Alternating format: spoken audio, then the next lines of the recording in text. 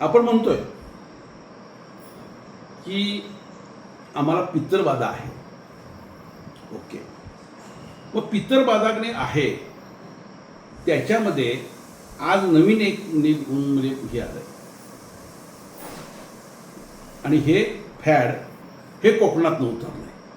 कारण कोकणातले ज्योतिषी इथं आले आणि त्या ज्योतिषांनी, त्या कोकणातल्या ज्योतिषांनी नवीन फॅड आणलं, तुमचा मूळ पुरुष.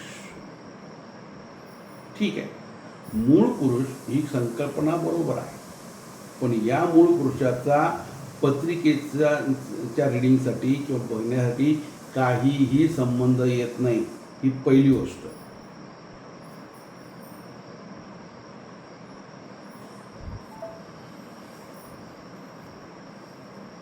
मूळ पुरुष हा 7 पिढ्या मागे जातो, पण पित्तरबाधेमध्ये बघण्यासाठी मात्र 3 पिढ्यांचा उल्लेख केला जातो. काय केला जातो? 3 पिढ्यांचा उल्लेख केला जातो. पहिला, एक वडील आई, 2 आजोबा आजी, तिसरा पंजोबा पणजी. ही त्रिपिंडी आहे. त्याच्यामध्ये जर का त्या घराण्यामध्ये निर्वंश असेल तर निर्वंश, आणि जर ब्रह्मचारी असेल तर ब्रह्मचारी. ब्रह्मचारी हा बदलत नाही, निर्वंश हा बदलत नाही, पण त्रिपिंडीमधले जे वडील आजोबा पंजोबा आहेत ते मात्र टप्प्याटप्प्यानं एक म्हणजे घसरत येतात, म्हणजे ते बदलत येतात. हे मात्र लक्षात ठेवायचं. कारण माझे वडील मेल्यानंतर त्या ठिकाणी वडील आले, आजोबा आले आणि पंजोबा आले. माझे वडील होते त्यावेळेला त्यांचे वडील होते, म्हणजे वरचा एक टप्पा कट होतो. हे त्यातला फरक आहे. लक्षात आलं? आता ज्या वेळेला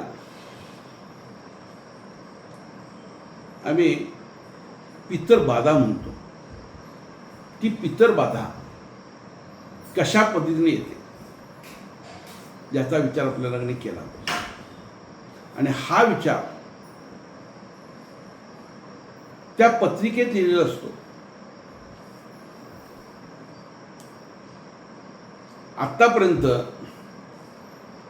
आतापर्यंत ज्योतिषांनी एक शब्द वापरला की पितर बाधा आहे. त्यांनी असं कधी म्हटलंय तुम्हाला देवबाधा आहे असं कधी म्हटलंय? नाही म्हटलेलं. पितरबाधा आहे असं म्हटलं, देवबाधा आहे असं कधी म्हटलेलं नाहीये. हे त्यातलं सगळ्यात मोठं गणित आहे. कारण जर का तुमच्या देवघरामध्ये पितर, म्हणजे देवघरामध्ये असू दे नाही तर नाही, तुमची जर पितराची सेवा जर नसेल तर तुम्हाला पितर बाधा होते. देवबाधा कधी होत नाही. तुमच्या घरात देव असू देत, अगर देव नसू देत.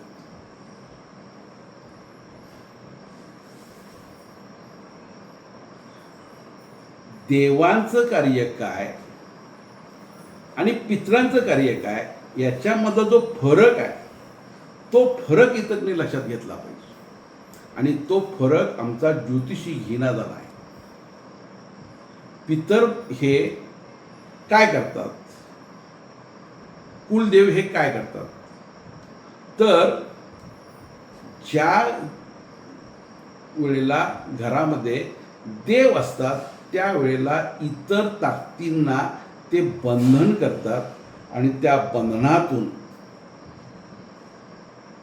त्यांनी कुठल्याही शूद्र बाधेला म्हणजे प्रवेश देत नाहीत. म्हणजे ती जागा शुद्ध ठेवतात. आणि पितर ज्या वेळेला येतात नसतात त्यावेळेला मात्र ते त्रास द्यायला चालू करतात.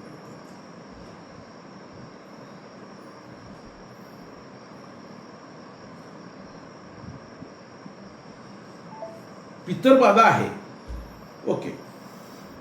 पितरबाधा आहे तर ती कशा पद्धतीनं आलेली आहे हे ओळखणं सगळ्यात महत्त्वाचं. सगळ्यात महत्त्वाचं. पितरबाधा आहे, मग ती पितरबाधा अपघाती मृत्यू आहे,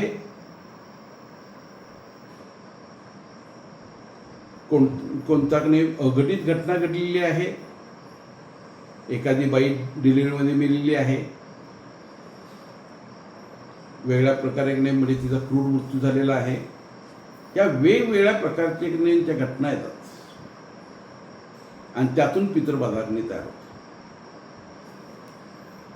यातली एक मेन घटना, एखाद्या घराण्यामध्ये ज्या वेळेला डिलिव्हरीमध्ये किंवा गरोदर असताना किंवा अबॉर्शन करत असताना जर एखाद्या स्त्रीचा जर मृत्यू झाला तर ती स्त्री हडळ नावाचं भूत होत आहे. आणि जे भूत दिसतं असं म्हटलं जाते. मी दावा करणार नाही, मला कोण दाखव म्हटलं तर मी दाखवणार सुद्धा नाही.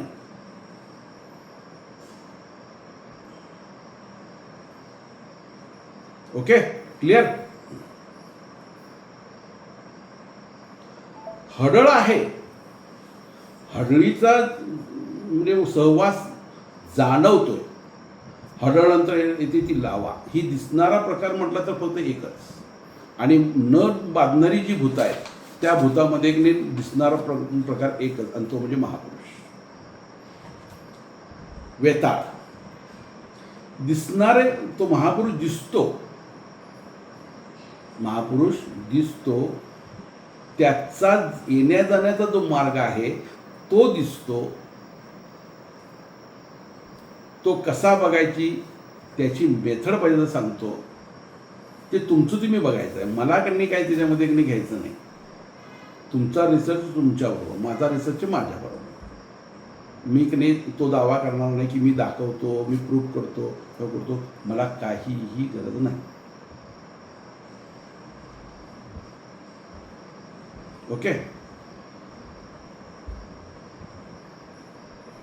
महापुरुष संबंध किंवा ब्रह्मराक्षस वगैरे ही जी नावं आहेत, यांच्यामधला एक प्रकार जो मार्ग म्हणजे तो काय करत असतो, फिरत असतो. प्रत्येक गावामध्ये तुम्हाला हा फिरण्याचा प्रकार दिसेल. प्रत्येक गावामध्ये स्मशान, पिंपळाचं झाड, वडाचं झाड, पाणी. तुम्ही ते गाव पूर्ण टप्प्यात येईल इतक्या उंचावर उभा राहिला की तुम्हाला त्या जागा, तिन्ही जागा जर नजरेत असतील तर त्या तिन्ही जागेमध्ये तुम्हाला येणारे जी एक लाईन आहे ती लाईन तुमच्या लक्षात येईल. आणि ही गोष्ट जी आहे ही प्रत्येक वेळेला आपल्याला जाणवते, ही लक्षात ठेवायचं.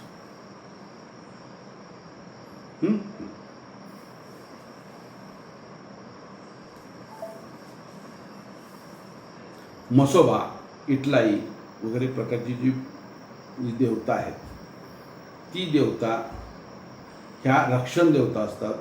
आणि ह्याने काय असतात, क्रूर देवता असतात. ह्यांना देखील आपण देवच म्हणतोय. ही आपली खरी मोठी चूक आहे. कारण आपण दगडाला देव म्हटलेला आहे. मांडला तो देव दगड आहे, नाही तर देव.